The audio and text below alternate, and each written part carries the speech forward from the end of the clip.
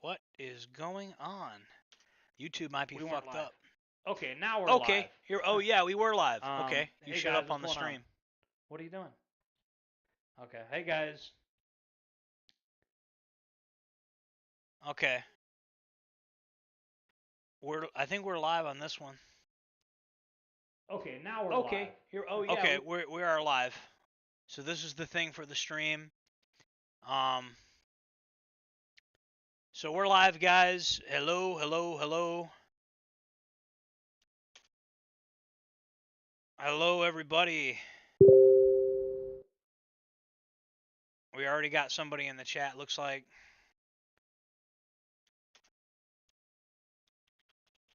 I got to tell everybody, okay, so I got a bunch of people on the wrong one, so everybody went to the wrong one because, you know, technical difficulties. Hey, guys. Hey, guys, it's me. It's Jordan Cherub, your friendly neighborhood right-wing extremist militia, right-wing nutjob guy, prison guy, whatever they call me here.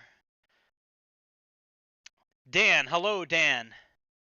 Hello, Seisu 2009. Hello, Oppressor of Rigs. First time here. Good to see you here. I think I've seen you in the comments before. I don't think I've seen you in the stream before. I sent everybody the wrong link, and so I'm trying to rectify that, guys. That's what I'm currently doing. I appreciate you guys having the patience because this other stream is this other stream is confusing people. So if there's anybody you guys know on Discord or Telegram or anything like that that's confused about what happened to our stream, we started a whole nother stream.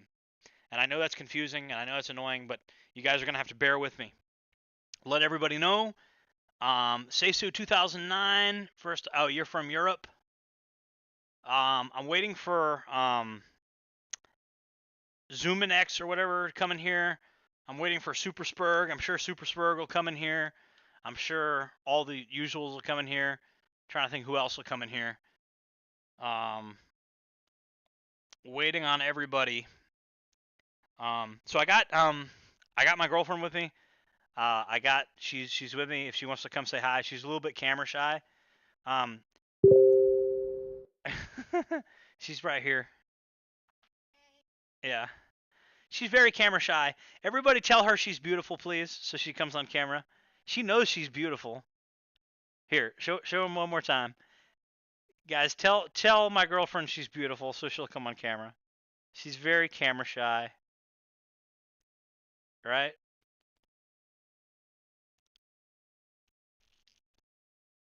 Um I got to get off this page cuz it's confusing the audience. They're watching like this thing. It's kind of annoying for them.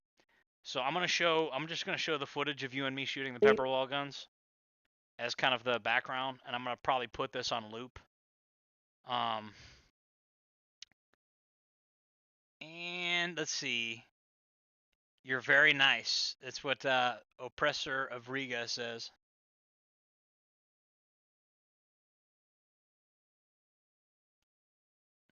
I didn't say she's nice. Say she's beautiful. She's got it. She's got like many of our women. She's got like you've ever met like a beautiful girl that thinks she's not beautiful? Like that's what she is. She thinks she's ugly, but she's like probably like a 10 out of 10. Like a lot of like everybody, me and her were at Walmart, and people like random people were coming up and trying to like talk to us and shit. Like she was wearing the Tacticat shirt from my store, and somebody was like, "I like your shirt." So she's pretty, Dan. Well, yeah, she's pretty. She's beautiful too. Yeah. We don't have that many people in the chat yet. Usually it takes a while for people to get in the chat. See, I told everybody that we were going to be live at like 8, and we're starting way early like I sometimes do. And so that's why there's not that many people in the chat right now. Guys, please go to Discord, Telegram, all the apps. Let everybody know that I'm here and I'm with my girlfriend. If anybody wants to talk to me or talk to her, um, we're both here. I might not be able to convince her to get on camera too much, but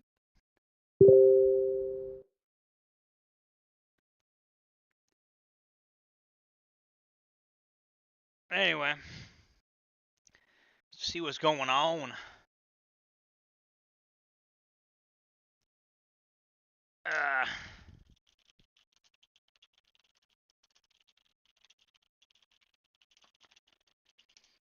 anyway,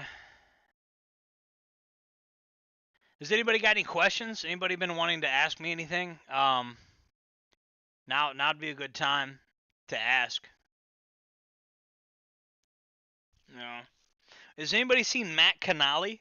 Is Matt Canali in the house? Hmm. Let me pull up the actual stream video because it's faster.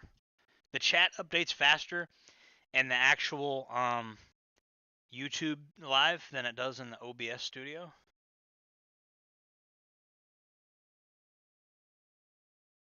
Damn, this is not a good turnout for this chat for a random stream. Oh well. There's only 4 people watching right now. Um,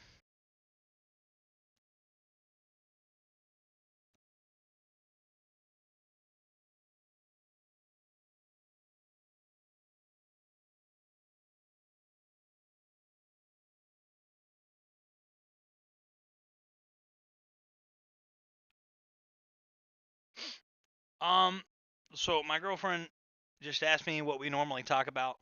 We talk about all types of shit. We talk about prepping stuff, current events, video games. So even though I do have a prepping channel, that was actually a good question. Even though I do have a prepping channel, I like to talk about just whatever my main subscribers like to talk about. So I have um a lot of subscribers, but most of them don't watch my live streams. But I consider the people that watch my live streams to be the main audience. Dan asked, I just wanted to ask, what would you do if someone had a real gun and tried to attack you? If I had a pepper ball gun and somebody has a real gun, I actually got a video that I did on that subject. So part of the reason I'm real big on reloading and stuff like that is because if you have cover and you have concealment and you're in a home defense situation against somebody with a real gun and you have a pepper ball gun, you need to overwhelm them.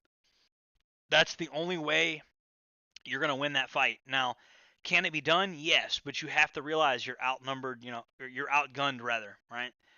So you have to have volume of fire, and you're going to have to like really rain down oppression on the guy with the gun. So the guy with the gun, let's say he's got, this is a good example here. Let's say he's got a magazine, right? Like most criminals that are just doing some impulsive shit, they're going to have a gun with one magazine in it. They're probably not home invading you with a shit ton of tactical gear or whatever with multiple magazines, right? So if you have a pepper ball gun or a paintball gun with pepper balls and you have like a whole hopper or you just have magazine after magazine after magazine and you can keep reloading and you can fight them from like a position of cover, then yeah, 100% you can fucking you can turn the tide. TBH, I like your channel. I admire how you talk in the videos and in the lives, and I find your experiences interesting. Yeah, like I've been through a lot of shit. I was just telling Nicole today about all the shit that went down at Rockbrook.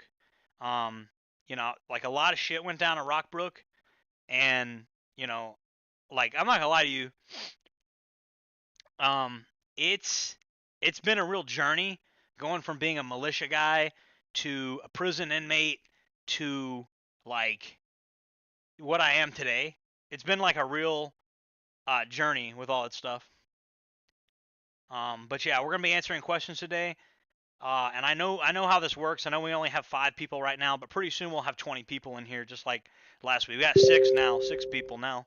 That's good. Nicole, you want to say hi again? Say hi. Um, we'll see. Okay, do it again, just to make sure. Yeah.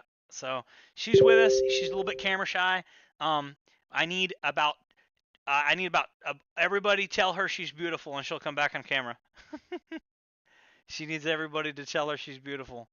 She's one of those beautiful girls that thinks she's like I'm ugly. She's not ugly. She's beautiful. Like I pulled a girl that's out of my league. For once. um But yeah, to answer the question about the pepper ball gun, you got to rain down oppression. You got to bum bum bum. You got to have suppression fire, right? That's how you're going to potentially even have a shot at winning a real gunfight with a pepper ball gun. That's really the only way. It's not really meant for that. The pepper ball gun is meant for dealing with situations that don't involve lethal force, which is actually a lot of situations.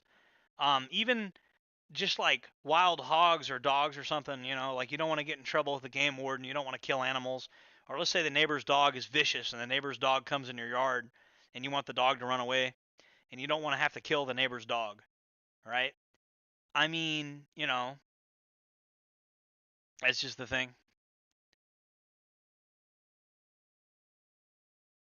So I'm open to answering questions, and Nicola's in. She's open to answering questions tonight, even though she's a bit camera shy. She just got out of prison, so she's having to adjust to her new reality, being free and all that. Um, if you guys have any questions for Nicole, she'd be glad to answer them. Um, if you guys have any questions about women's prison or anything, she can give you more insight into like the woman's side of things. Because we've talked a lot about men riding female inmates and how like it can be good, but it can also be dangerous if you do it wrong. Um, and I think she would have a lot of insight into that. So if you've been following me on that, the riding female inmates thing, then 100%. Um, you know, and I apologize for those of you that wanted to see more of her. It's just, like I said, she is kind of camera shy. I think she's gonna get less camera shy as time goes on. I think she's gonna realize that she has fans and that you guys love her. But as of right now, she's a bit camera shy. That's the thing.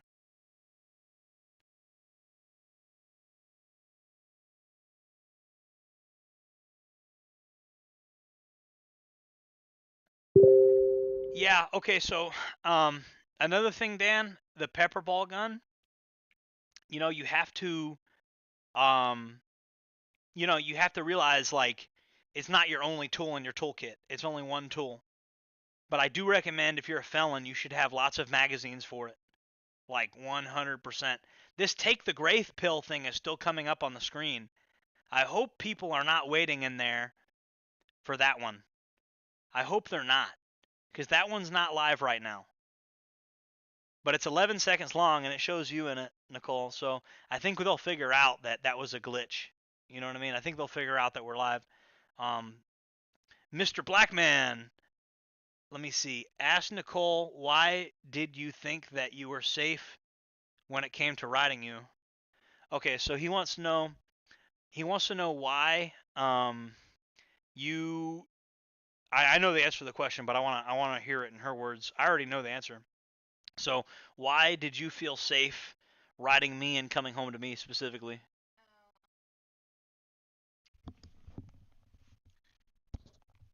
Okay.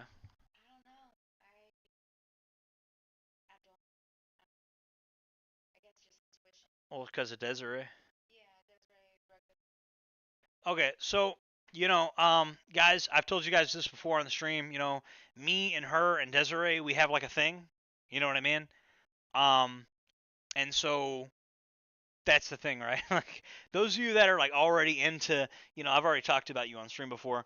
Um, but I already know a lot of female inmates in there. Republic of Florida militia used to send literature like into the prisons. So I already have like you can ask her, and you guys have seen it too. I have hundreds of names on my Securus. I got a bunch of contacts on there. So I know lots of, both male and female inmates, because I just, we used to correspond with them when I was in ROF militia, and now, um, you know, I'm already connected, and so if you want to like, you know, if you're a single guy out there and you want to have uh, a relationship with a female inmate, you probably need a guy like me that's already kind of navigated that because I know how Securus works. I know how, like you know, these girls they talk to each other and they know where the good girls are. Like they know the ones that are gonna come home and do the right thing, and the ones that are not gonna come home and do the One, right thing. So two, it's one. that's what I'm That's what I would personally recommend. For those that are, what would you recommend for guys that are trying to do that? So some of these guys are interested in riding female inmates. To some of these guys want girlfriends and stuff, and they're interested in riding female inmates. How would you recommend they go about doing that? JPay. I mean, it is the Securus app. It is owned by JPay. The thing is, like me personally, I recommend they contact Desiree. I mean, Desiree will know what to do. Yeah. So you need either Desiree or you need somebody like Desiree. And like we know people already. So the best thing you could do is you could go into the Telegram, and I'm gonna make her a Telegram so she could talk to some of you guys if you want. You want to make a Telegram, right? Telegram's like a chat app. Um, because I know for a fact that a lot of you guys are fans of Nicole. Because I've seen the comments. You guys want to see more of Nicole. Please encourage her because she's a little bit camera shy. This is kind of her first rodeo with this kind of thing. She's not totally used to doing this sort of stuff. You want to put the desk up so we can stand while we do this? Okay. So Nicole's here with me. She's popped into the stream a little bit. Um, she's kind of camera shy, but I sometimes I do this for hours. It depends on how many people come in. We only have 5 people now, so I'm gonna wait till more people come in. Does anybody have any questions for me or Nicole? Maybe I'll put Nicole on like an audio booth and make her the audio person. Like maybe we'll like gut this whole place. Okay. Well, no, you could be in the audio booth and then like you could not be on camera, but just slide like the audio sliders around or something. I could turn this into like a whole studio or something. That'd be funny. Um, right now, what's on loop is this video of me and Nicole doing tactical training. I have given her some tactical training already with the pepper ball stuff, and she's doing pretty well. I mean, considering this is her first time with pepper ball, to my knowledge, I don't think have you ever, yeah. Um, so yeah, the riot shield's good, pepper ball good.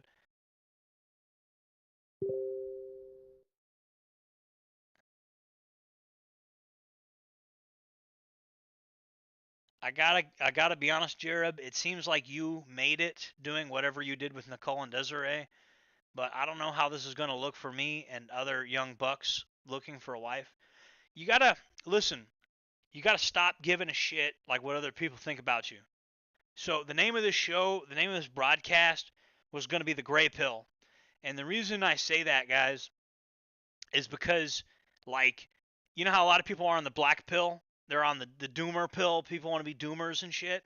Like you got to realize that life is fucked up right now, but there's hacks, there's cheat codes, right? And in my opinion, as bad as the women are out here, the ones in prison I think are better because they're used to like not having constant stimulation.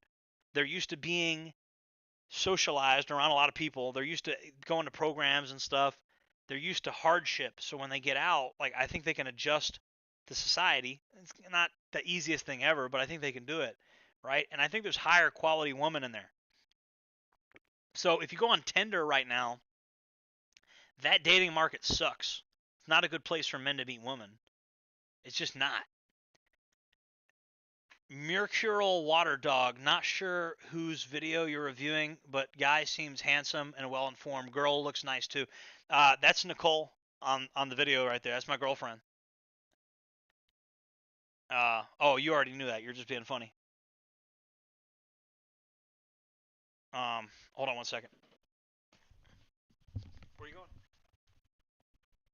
Oh, okay. She's going outside real quick. She's gonna get some air, guys.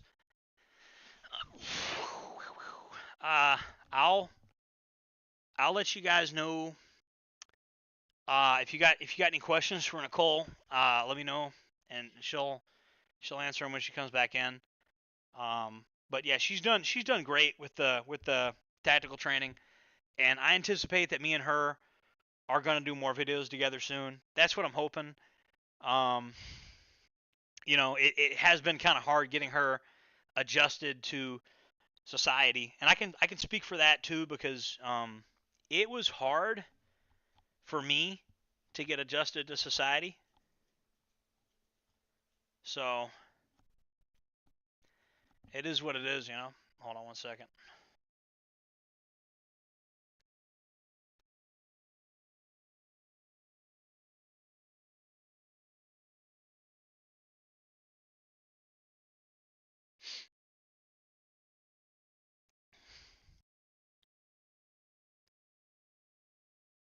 Anyways,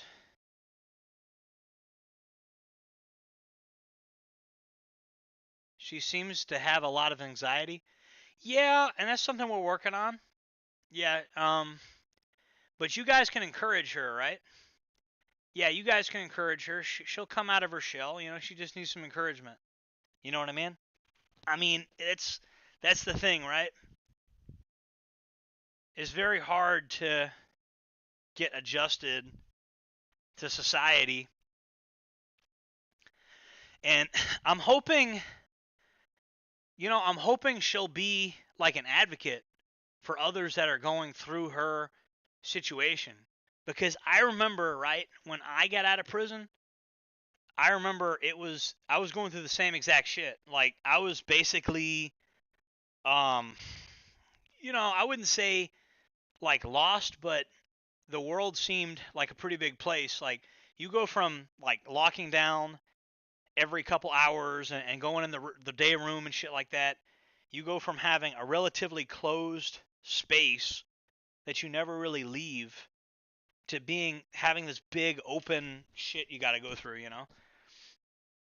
So I know you guys might be a little bit disappointed that she's not really on video right now very much, but it's after what she's been through. I don't really, I don't really blame her that much. I think she will come out of her shell a bit, but it's going to take some time. And I don't want to force her to do anything that she doesn't feel comfortable doing right now. I'm turning the side tone in the microphone down just a little bit. Guys, how are my audio levels? Are my audio levels okay? Is the audio good, or do we need? I think the audio is okay, probably. This streaming shit was not always something I did, and I'm having to learn it. I'm still learning. You are correct. Just can't get past certain things like being with a fresh out girl, especially since I know how people in the system can be, but I think I might try it. Yeah, I mean, like, there's inherent risk with everything you do, right? Audio's fine. Slightly quiet. I try to keep the Mercurial Water Dog. I try to keep the audio slightly quiet because it's better to have it slightly quiet than have it too loud. But I'll see about maybe adjusting it a little bit. All right, I'm taking it up to like 61%. It should be a little louder now. So how's it? Just let me know if just guys keep me up to date on like if the audio is good or not. I'm taking my boots off, guys. It's fucking. No, I'm not disappointed at all. I have anxiety problems at the moment. Yeah, see, a lot of people do. I have anxiety too, but it's just like my stepdad used to tell me. He used to tell me that anxiety is normal and it's just something you got to overcome. Because I mean, if we want to be successful in life, we have to. It's okay to be anxious. It's also okay to be upset or depressed. It's okay to be all those things. You're not going to be happy, super happy all the time in life. Life just didn't work like that. Nobody can be happy all the time. Nobody can be not anxious all the time. Like negative human emotions, we run from them like they're some terrible thing. But the truth is, like, the truth about like anxiety, the truth about things like that is you have to you just got to do it. The Nike slogan, just do it, right? And like, I mean, you just got to do it, And once you jump into something, like you'll realize, oh, this isn't too hard. It's never as bad as you think it is with any given thing in life, right? Like, let me tell you what's gonna happen. Eventually, Nicole's gonna like jump on the stream, come all the way, and she's gonna realize it's not that bad, and she's gonna realize how many of you love her, and she's gonna realize like she's gonna be like a celebrity. She's gonna take over my show. I'm actually glad she's not on camera right now because she's going to take over my show. It's going to be all about her. It's not going to be about me anymore. It's going to turn into the Nicole show. It's like the moment she realizes that she looks good on camera and that people love her, you guys are going to like it's not going to be about me anymore. Jared, hopefully you can post more videos on farming and growing food. Yeah, I'd like to. And I think Nicole would be interested in that too. What do you think, Nicole? More farming videos. Yeah. Yeah, see, we got the peach trees planted right now, and the peach trees, like, you got to get them going. We got an orange tree too. We got a bunch of fruit trees and stuff, and like they're not really mature yet. So this farm, in spite of it being a farm, is operating at Hey baby, what percentage do you think the farm is operating at? Like 8% maybe? I mean, you could just make it up, like 8% capacity. Yeah, the point is we're not producing anything. Um, I just wanted a number from her. Like it doesn't matter what number, as long as it was below 10, she would have been right. Because I mean, I don't know the full capacity of it.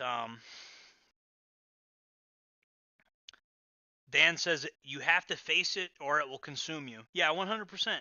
You have to face your fears. You have to face your anxieties, right? And the more you do that, listen, openness to experience is important. Like whenever somebody's like, "Hey, let me show you how to do this," or "Hey, let me show you how to do that," you really need to like not just give up instantly. Because if you go through life just giving up instantly, I give up, I give up, I give up. Okay, next thing you know, you're going to wake up one day and you're not going to know how to do shit. You're going to be like 50 years old and you're going to be in your golden years as an older person and you're not going to know how to do anything. You're not going to, because every single time somebody tries to teach you something, like they're going to be, you're going to be like, oh no, I can't do that. You see what I'm saying? And so like you really have to push back against that.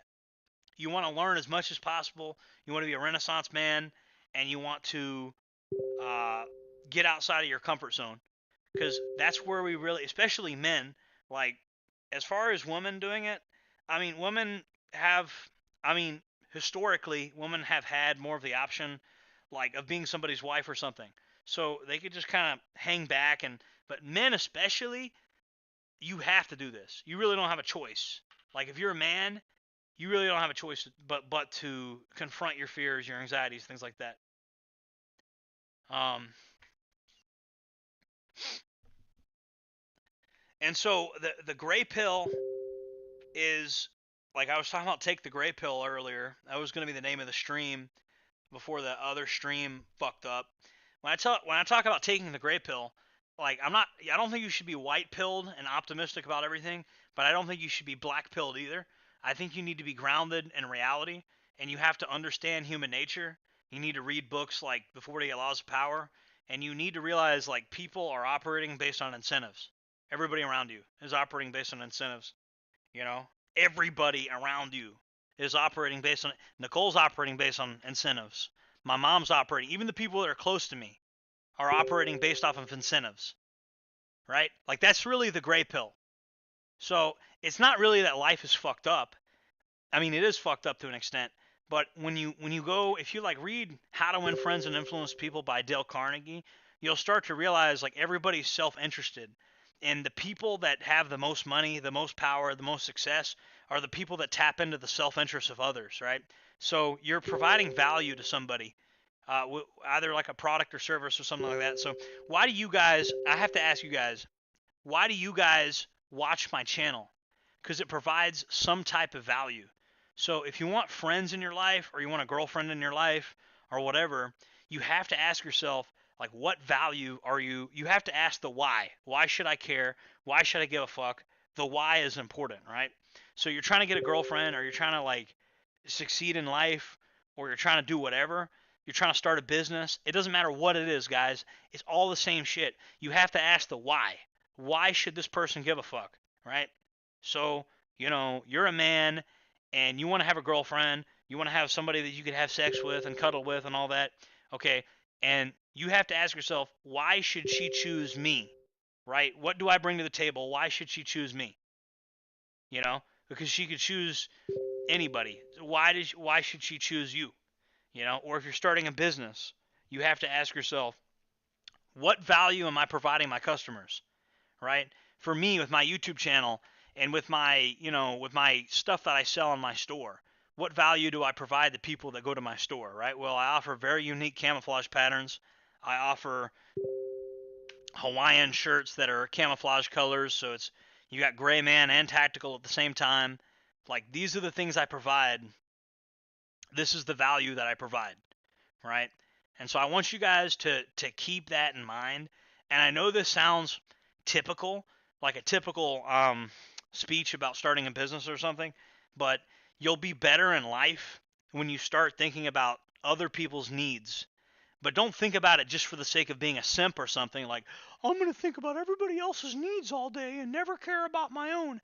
I'm not telling you that. What I'm telling you is if you want people to do the things you want, to give you power, to give you money, to give you whatever, you need to think about what value you're providing to your people or whatever, right? You have to think about that, the value proposition, right? You're watching this stream right now because you feel like you're going to get something of value out of it, right? You feel like I entertain you, I inform you. Maybe there's what's called a parasocial relationship where, you like watching me every week. And by the way, I'm sorry that we didn't stream last week. I had a lot of shit going on last week.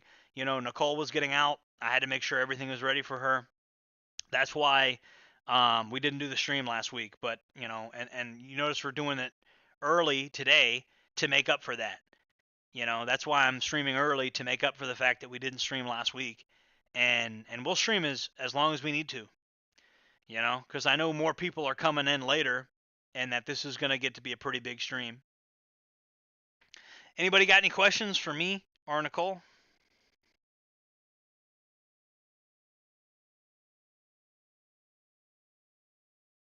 Anybody? Remember, guys, the more you talk, the less I have to. So if anybody wants to call in, that'd be good too. We might get a call from Desiree, and we might be able to put Desiree on the stream as well. That'd be pretty cool. If we could do that, that'd be pretty awesome. That'd be pretty based.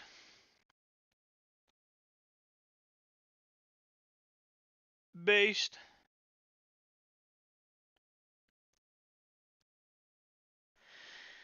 Oh man. All right. I know you guys are getting kind of tired of this looping video I got on the screen. We'll let it loop a couple more times. How are you guys doing? Is everybody doing good today? Do I think it's a good idea to try freelancing work? When I first got out of prison, I did a fair deal of freelancing work. I was doing I was doing like music videos and stuff for Double Diamond, and Double Diamond is a haircut and shave place. And I worked on some stuff with Nito Benito, and that's why that shit's on his page. I was doing TV commercials for like people. I was actually. I mean, if you guys have ever seen Nito Benito's YouTube page, you'll notice that there's video projects that me and him worked on together on his page. And I joke about beating Nito Benito's ass and all that. But I've known Nito Benito for a really long time. That's not his real name in real life. I've known him for many, many, many, many years. That's why he has video of me from like 10 fucking years ago. Um, and so I was freelancing. I was doing videography, and I was going to local businesses and filming for them with this shitty camera that, I mean, believe it or not, guys, the camera that I film these videos on is a $200 camera that's used that I bought off eBay, and I just looked up a very good Sony camera. We're probably gonna upgrade here soon, um, but all I gave a shit about was 1080p quality. I've never really been that big of a fan of like 4K and stuff. It just, I don't know. I don't know if anybody's really, is it really that important that my videos be in 4K? Maybe, and we'll probably upgrade at some point. Um, especially as more of this Google AdSense revenue comes through. If you're worried about little things like that, the best thing you can do to help me is watch all my old videos when the stream's over, and then buy merch from the store or whatever. Because this channel is supported by your views and it's supported by the merch you buy. But don't feel compelled to buy merch if you don't want to, because most of my money that I get is off the Google AdSense stuff anyway. But if you're interested in like, camouflage Hawaiian shirts and shit like that, I do carry them. But I'm not sticking a gun to your head. I'm not sticking a gun to your head saying you got to buy the shirts now. Oh, no, we're not doing all that, You can check them out. It's on, it's on my Fourth Wall store. Link is in the description of every video I put up. You know, but it does support the channel. And then, it's kind of like a thing where, wow, that's a really low flying plane over my house. Holy fuck. Guys, there's some 9/11 shit going on outside. Damn, that thing's flying low. Guys, you're not going to believe this. There's a commercial airliner flying ridiculously low outside my house. Like, you know how the planes are flying way too low on 9/11? Yeah. Hey, guys, keep the news turned on. This plane, this commercial airliner was like very low. And we're not near any airport. So that's weird. I don't know what was up with that. I've never seen a commercial airline that low out here. I've seen crop duster planes go a little lower than. Anyway. But yeah, to answer your question, freelancing work, depending on what industry you're in, depending on what skills you're in, yeah, it can be good,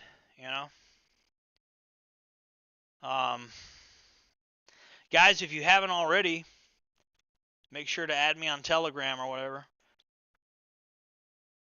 And we're going to be doing this stream for a while. I know not many people are in yet because most people, I don't usually stream this early, but I just wanted to kind of make up for last week. Usually I stream like, when I say that the stream is going to begin at 8 o'clock, it may begin way earlier than that.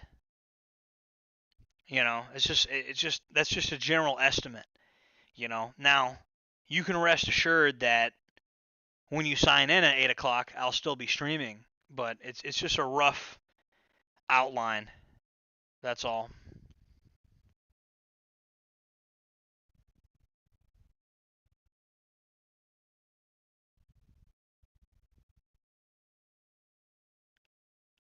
So,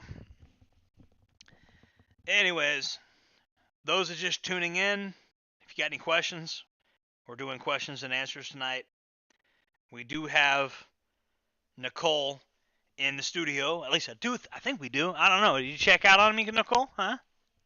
Oh, you won't answer any questions? Oh, baby. She's got anxiety, guys. Yeah, Nicole's got anxiety. Something we got to work on.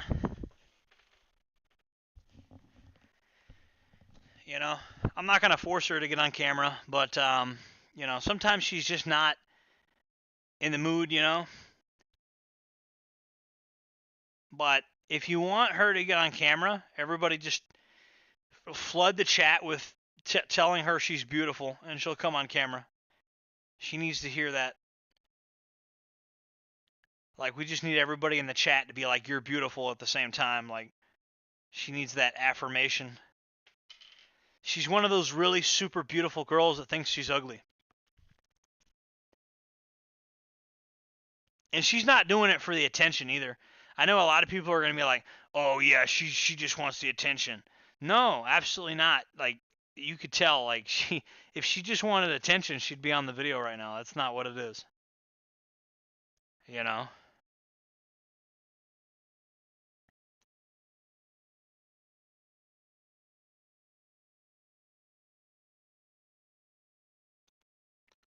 Alright, we are answering questions tonight. You guys want me to watch some videos other than this video that I have on repeat? What are we watching, guys? Tell me what we're watching.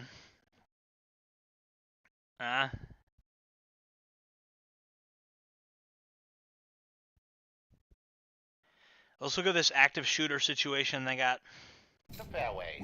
There's always an active shooter situation going on somewhere in the United States. Headquarters building across the street. Oh, look, this guy's doing what I'm doing. Impact here. Take a look at that, and if you can see out the window how high that bullet sent you something. Check it out when you can. Smiley face. Obviously, impact-resistant windows, and so this guy's doing what I'm doing. As far as we know, didn't penetrate the window, but we know that buildings 21 at the CDC, 24, and perhaps somebody's shooting up the CDC. What is this shit? Do you guys know what this is? Impacted by gunfire. What we still don't know is if that was an intended target or was just this a lunatic on the loose inside the CVS drugstore. But again, as we oh, talked about, it's hard CVS drugstore that a bullet got shot up. A stray bullet striking that high and on a building that's across the street from the CVS. Who wakes up one morning and is like, you know what? We're gonna shoot up the CVS. Who does that? Like, doesn't even make any sense. He said this twice. Even like if you're a terrorist, like no matter what the ideology is, like it doesn't even make sense. Who wakes up one morning and like, you know what we're gonna do today? We're gonna shoot up. We're gonna shoot up a CVS today. Like who does that? Doesn't even make sense. For all those who answer the call to serve and who protect their fellow Have you seen Houston Jones getting shot by less lethal bullets? Houston Jones. Who is that? I don't even know who that is. That sounds familiar. So Governor Kemp obviously referring to that shooting we saw at Fort Stewart earlier this week in which 5 soldiers. You know what I don't like about YouTube, guys? YouTube tries to pigeonhole me. Thankfully, those soldiers so if I make too many videos about prison shit, they try to make me a prison guy. When I was uploading videos about pepperball guns, they tried making me the pepperball gun guy. Like, YouTube will not allow me to be a survivalist prepping guy. They don't let me do it. Even, I mean, the algorithm won't reward me. We are closely monitoring the situation and will provide updates Jojo, as they become available. She says this: I urge everyone to stay alert, remain indoors, and follow official guidance as we allow law enforcement to complete their investigation. Well, I got Zombie Medic in here. So we continue to see this very large police presence there. Hey, we got Zombie Medic in the chat. What are you and your girlfriend's plans to prep together? My girlfriend, like, I'm just going to be completely honest with you guys, right? Like, I don't think my girlfriend's ever done prepping before she met me, really. So I'm just going to kind of have her help me with what I'm already doing, like saran wrapping the spaghetti and the beans and the rice and stuff like that. Nicole, she knows how to cook very well. She's a very good cook. So, you know, maybe I'll just start stockpiling whatever the hell she likes cooking, you know, because, I mean, a lot of women already naturally have skills that are valuable to preppers, especially women that have been to prison, right? And so, you know, part of what I love about Nicole is, like, she knows how to fight. She knows how to beat people up and stuff. So, you know, don't let her looks fool you. She's really dangerous. she's definitely. I mean, you guys know. I mean, we looked at the news articles and stuff like that.